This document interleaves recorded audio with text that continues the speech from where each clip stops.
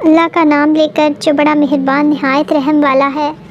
الف لام را، یہ کتاب روشن کی آیتیں ہیں۔ ہم نے اس قرآن کو عربی میں نازل کیا تاکہ تم لوگ سمجھ سکو۔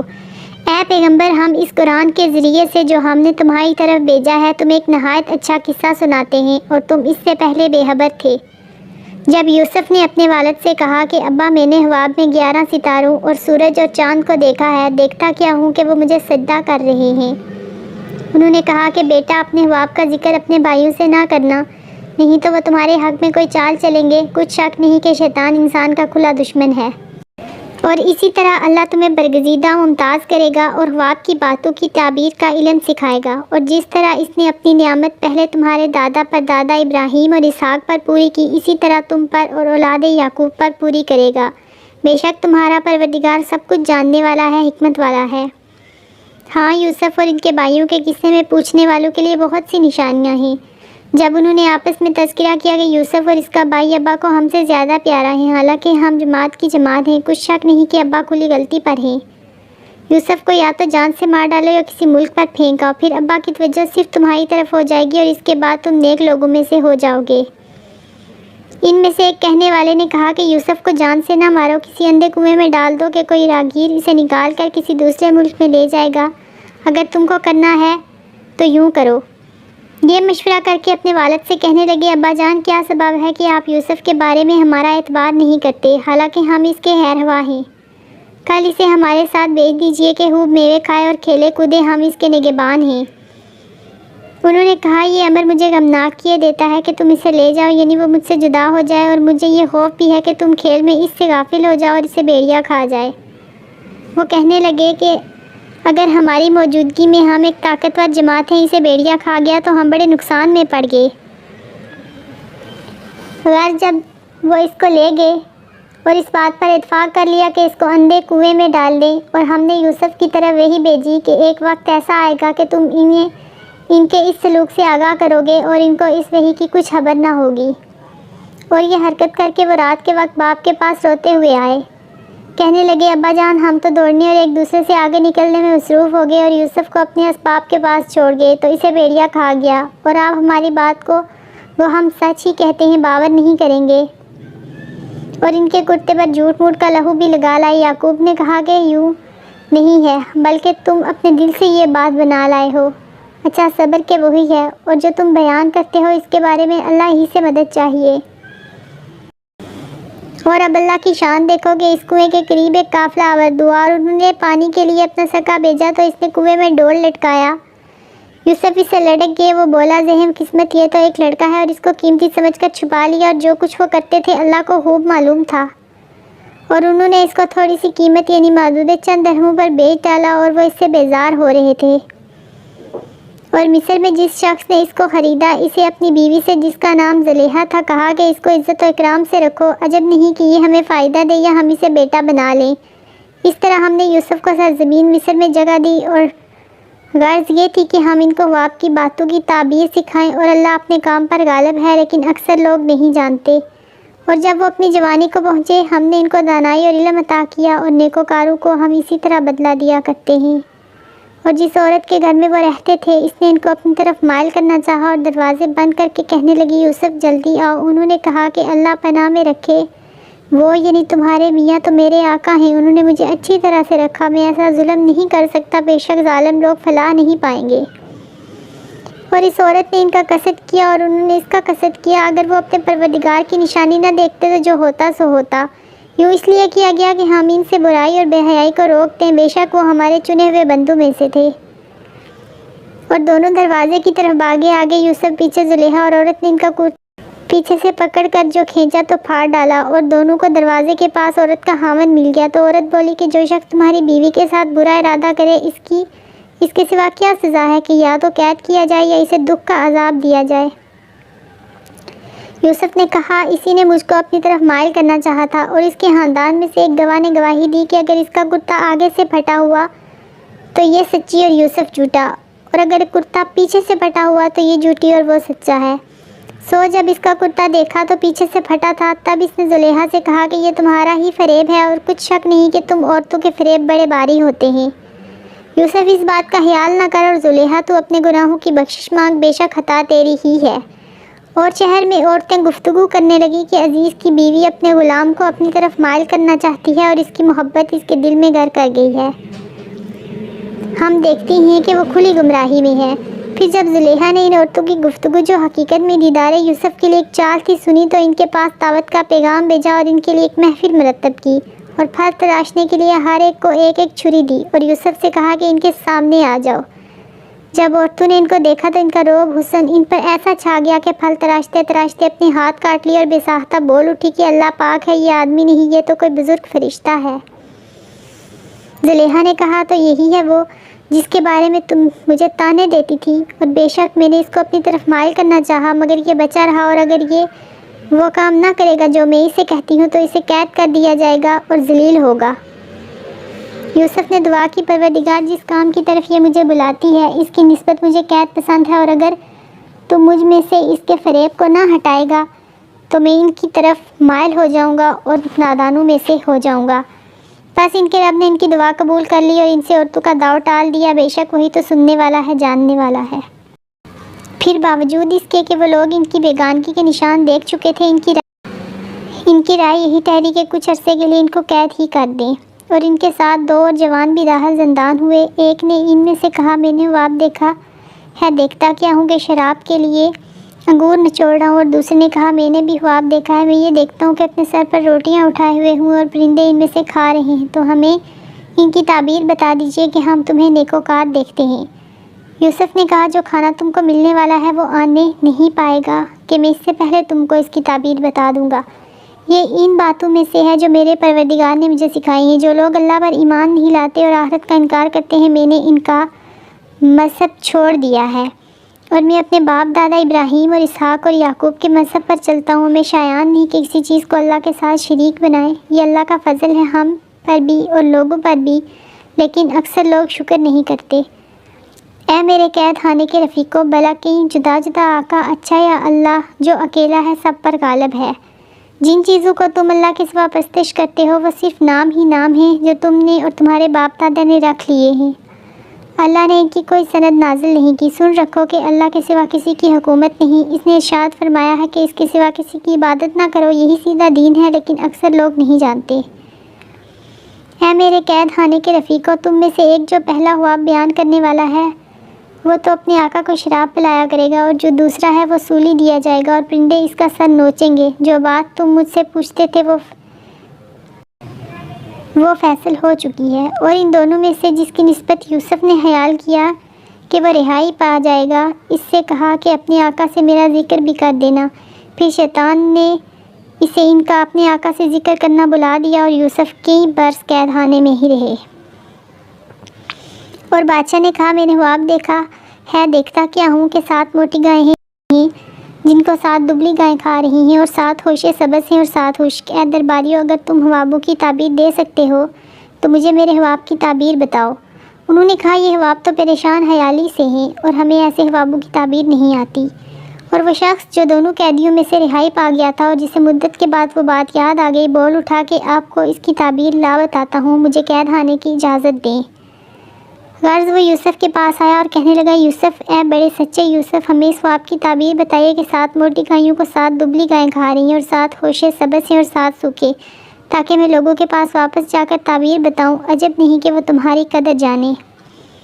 انہوں نے کہا تم لوگ 7 سال متواتر کھیتی کرتے رہو گے، تو جو گلا کاٹو تو تھوڑے سے گلے کے سوا جو کھانے میں آئے باقی کو ہوشوں میں ہی رہنے دینا۔ پھر اس کے بعد خشک سالی کے 7 سال آئیں گے کہ جو غلہ تم نے جمع کر رکھا ہوگا وہ اس سب کو کھا جائیں گے، صرف وہی تھوڑا سا رہ جائے گا جو تم احتیاط سے رکھ چھوڑو گے۔ پھر اس کے بعد 1 سال آئے گا کہ خوب مینہ برسے گا اور لوگ اس میں رس نچوڑیں گے۔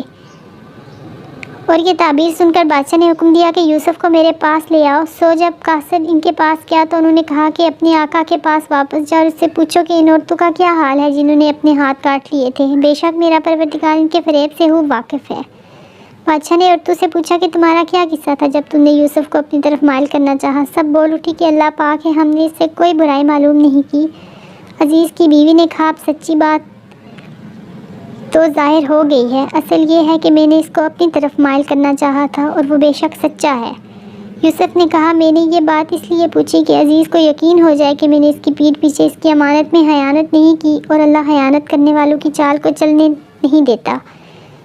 اور میں اپنے آپ کو پاک صاف نہیں کہتا، کیونکہ نفس ہمارا انسان کو برائی ہی سکھاتا رہتا ہے، مگر یہ کہ میرا پروردگار رحم فرمائے، بے شک میرا پروردگار بخشنے والا ہے اور مہربان ہے۔ اور بادشاہ نے حکم دیا کہ اسے میرے پاس لاؤ، میں اسے اپنا مصاحب خاص بناؤں گا۔ پھر جب ان سے گفتگو کی تو کہا آج سے تم ہمارے ہاں صاحب منزلت ہو اور صاحب اعتبار ہو۔ یوسف نے کہا مجھے زرعی پیداوار پر مقرر کر دیجیے، کیونکہ میں حفاظت بھی کر سکتا ہوں اور اس کام سے واقف بھی ہوں۔ اس طرح ہم نے یوسف کو ملک مصر میں جگہ دی، اور وہ اس ملک میں جہاں رہتے تھے اپنی رحمت جس پر چاہتے ہیں کرتے اور نیکوکاروں کے اجر کو ضائع نہیں کرتے۔ ہم اپنی رحمت جس پر چاہتے ہیں کرتے ہیں اور نیکوکاروں کے اجر ضائع نہیں کرتے، اور جو لوگ ایمان لائے اور ڈرتے رہے ان کے لیے آخرت کا اجر بہت بہتر ہے۔ اور یوسف کے بھائی کنعان سے مصر میں غلہ خریدنے کے لیے آئے تو یوسف کے پاس گئے، تو یوسف نے ان کو پہچان لیا اور وہ ان کو نہ پہچان سکے۔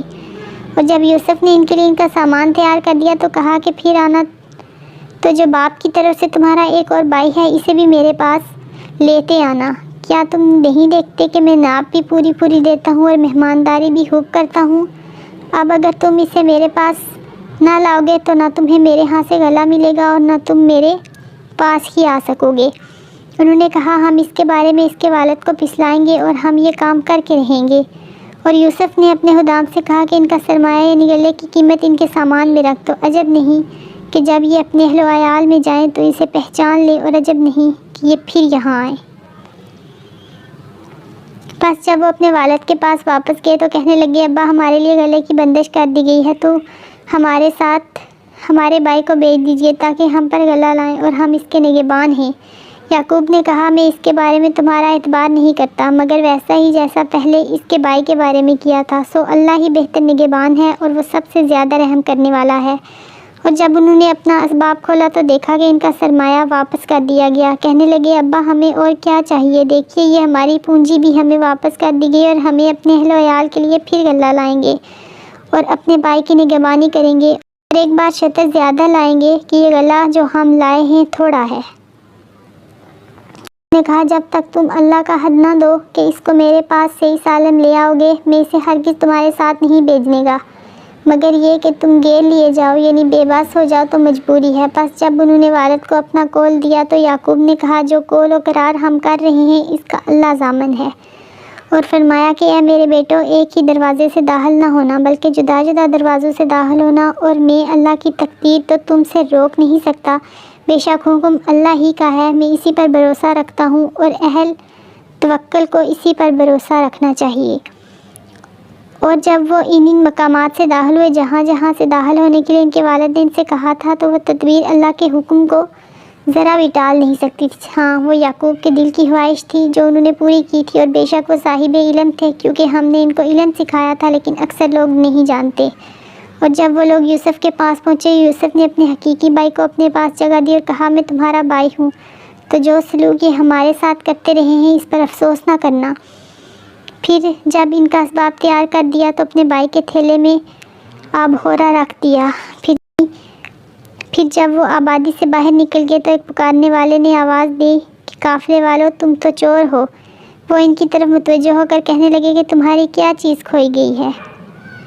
وہ بولے کہ بادشاہ کا کٹورا کھویا گیا ہے، اور جو شخص اس کو لے کے آئے گا اس کے لیے ایک شطر انعام، اور میں اس کا ضامن ہوں۔ وہ کہنے لگے اللہ کی قسم تم کو معلوم ہے کہ ہم اس ملک میں سے اس لیے نہیں آئے کہ حرابی کریں اور نہ ہم چوری کیا کرتے ہیں۔ وہ بولے کہ اگر تم جھوٹے نکلے یعنی چوری ثابت ہوئی تو اس کی سزا کیا؟ انہوں نے کہا کہ اس کی سزا یہ کہ جس کے تھیلے میں وہ دستیاب ہو وہی اس کا بدل قرار دیا جائے گا، ہم ظالموں کو یہی سزا دیا کرتے ہیں۔ پھر یوسف نے اپنے بھائی کے تھیلے سے پہلے ان کے تھیلوں کو دیکھنا شروع کیا، پھر اپنے بھائی کے تھیلے میں سے اس کو نکال لیا۔ اس طرح ہم نے یوسف کے لیے تدبیر کی، ورنہ بادشاہ کے قانون کے مطابق وہ اپنے بھائی کو لے نہیں سکتے تھے، مگر یہ کہ اللہ چاہے، ہم جس کے چاہتے ہیں درجے بلند کرتے ہیں، اور ہر علم والے سے بڑھ کر ایک بڑا علم والا ہے۔ برادران یوسف نے کہا کہ اگر اس نے چوری کی تو کچھ عجب نہیں کہ اس کے ایک بھائی نے بھی پہلے چوری کی تھی، مگر یوسف نے اس بات کو اپنے دل میں مخفی رکھا اور ان پر ظاہر نہ ہونے دیا۔ یعنی زیر لب کہا کہ تم بڑے برے ہو اور جو تم بیان کرتے ہو اللہ اسے خوب جانتا ہے۔ وہ کہنے لگے کہ اے عزیز، اس کے والد بہت بڑے ہیں اور اس سے بہت محبت رکھتے ہیں، تو اس کو چھوڑ دیجئے اور اس کی جگہ ہم میں سے کسی اور کو رکھ لیجئے، ہم دیکھتے ہیں کہ آپ احسان کرنے والے ہیں۔ یوسف نے کہا کہ اللہ پناہ میں رکھے کہ جس شخص کے پاس ہم نے چیز پائی ہے اس کے سوا کسی اور کو پکڑ لیں، ایسا کریں تو ہم بڑے بے انصاف ہیں۔ آخر جب وہ اس سے نامید ہو گئے تو الگ ہو کر صلح کرنے لگے۔ سب سے بڑے نے کہا، کیا تم نہیں جانتے کہ تمہارے والد نے تم سے اللہ کا عہد لیا ہے اور اس سے پہلے بھی تم یوسف کے بارے میں قصور کر چکے ہو؟ تو جب تک والد صاحب مجھے اجازت نہ دیں میں تو اس جگہ سے ہلنے کا نہیں، یا اللہ میرے لیے کوئی فیصلہ کرے، وہ سب سے بہتر فیصلہ کرنے والا ہے۔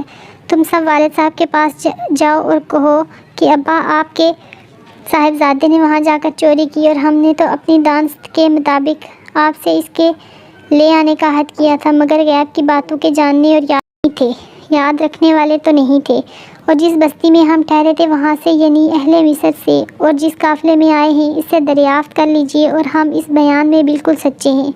جب انہوں نے یہ بات یعقوب سے آ کر کہی تو انہوں نے کہا کہ حقیقت یوں نہیں ہے بلکہ یہ بات تم اپنے دل سے بنا لی ہے، تو صبر ہی بہتر ہے۔ عجب نہیں کہ اللہ ان سب کو میرے پاس لے آئے، بے شک وہ علم والا ہے، حکمت والا ہے۔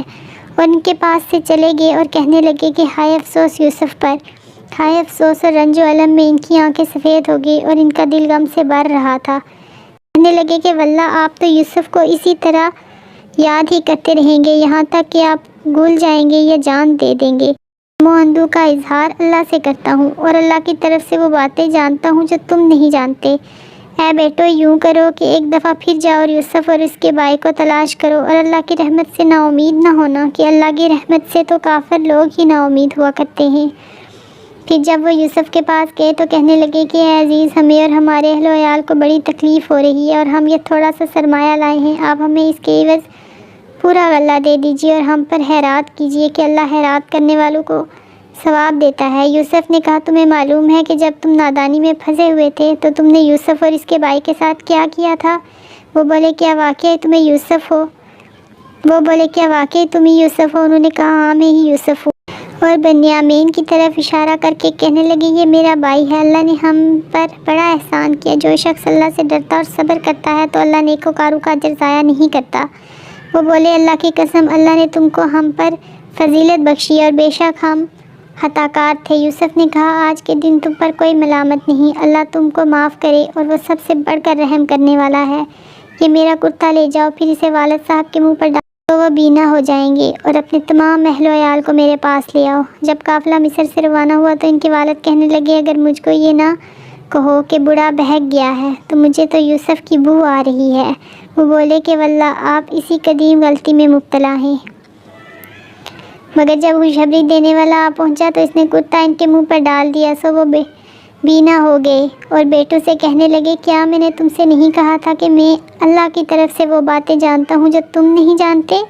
بیٹوں نے کہا، ابا ہمارے لیے ہمارے گناہ کی مغفرت مانگیے، بے شک ہم خطا کار تھے۔ فرمایا، اپنے پروردگار سے تمہارے لیے بخشش مانگوں گا، بے شک وہ بخشنے والا مہربان ہے۔ پھر جب یہ سب لوگ یوسف کے پاس پہنچے تو انہوں نے اپنے والدین کو اپنے پاس جگہ دی اور کہا، مصر میں داخل ہو جائیے، اللہ نے چاہا تو امن و امان سے رہیے گا۔ اور اپنے والدین کو تخت پر بٹھایا اور سب ان کے آگے سجدے میں گر پڑے۔ اور اس وقت یوسف نے کہا، ابا جان، یہ میرے اس خواب کی تعبیر ہے جو میں نے پہلے بچپن میں دیکھا تھا۔ میرے پروردگار نے اسے سچ کر دیا اور اس نے مجھ پر بہت سے احسان کیے کہ مجھ کو قید خانے سے نکالا، اور اس کے بعد کہ شیطان نے مجھ کو اور میرے بھائیوں میں فساد ڈال دیا تھا، آپ کو گاؤں سے یہاں لایا۔ بے شک میرا پروردگار جو چاہتا ہے تدبیر سے کرتا ہے، وہ علم والا ہے، حکمت والا ہے۔ جب یہ سب باتیں ہو لیں تو یوسف نے اللہ سے دعا کی کہ اے میرے پروردگار، تو نے مجھ کو حکومت سے نوازا اور خوابوں کی تعبیر کا علم بخشا۔ اے آسمانوں اور زمین کے پیدا کرنے والے، تو ہی دنیا اور آخرت میں میرا کارساز ہے، تو مجھے دنیا سے اپنی اطاعت کی حالت میں اٹھائیے اور آخرت میں اپنے نیک بندوں میں داخل کیجیے۔ اے پیغمبر، یہ اخبار غیب میں سے ہیں جو ہم تمہاری طرف بھیجتے ہیں، اور جب برادران یوسف نے اپنی بات پر اتفاق کیا تھا اور وہ فریب کر رہے تھے تو تم ان کے پاس تو نہ تھے، اور بہت سے آدمی کو تم کتنی ہی خواہش کرو ایمان لانے والے نہیں ہیں، اور تم ان سے اس خیر ہوائی کا کچھ صلہ بھی تو نہیں مانگتے۔ یہ قرآن اور کچھ نہیں، تمام جہانوں کے لیے نصیحت ہے، اور آسمان اور زمین میں بہت سی نشانیاں ہیں جن پر سے یہ گزرتے ہیں اور ان کو نظر انداز کر دیتے ہیں، اور یہ اکثر اللہ پر ایمان نہیں رکھتے مگر اس کے ساتھ شرک بھی کرتے ہیں۔ تو کیا یہ اس بات سے بے خوف ہیں کہ ان پر اللہ کا عذاب نازل ہو کر ان کو ڈانپ لے، یا ان پر ناگاہ قیامت آ جائے اور انہیں خبر بھی نہ ہو؟ کہہ دو میرا رستہ تو یہ ہے، میں اللہ کی طرف بلاتا ہوں سمجھ بوجھ کر، میں بھی لوگوں کو اللہ کی طرف بلاتا ہوں اور میرے پیروں بھی، اور اللہ پاک ہے اور میں شرک کرنے والوں میں سے نہیں ہوں۔ اور ہم نے تم سے پہلے بستیوں کے رہنے والوں میں سے مرد ہی بھیجے تھے جن کی طرف ہم وہی بھیجتے تھے۔ کیا ان لوگوں نے ملک میں سیر و سیاحت نہیں کی کہ دیکھ لیتے کہ جو لوگ ان سے پہلے تھے ان کا انجام کیا ہوا، اور متقیوں کے لیے آخرت کا گھر بہت اچھا ہے۔ کیا تم سمجھتے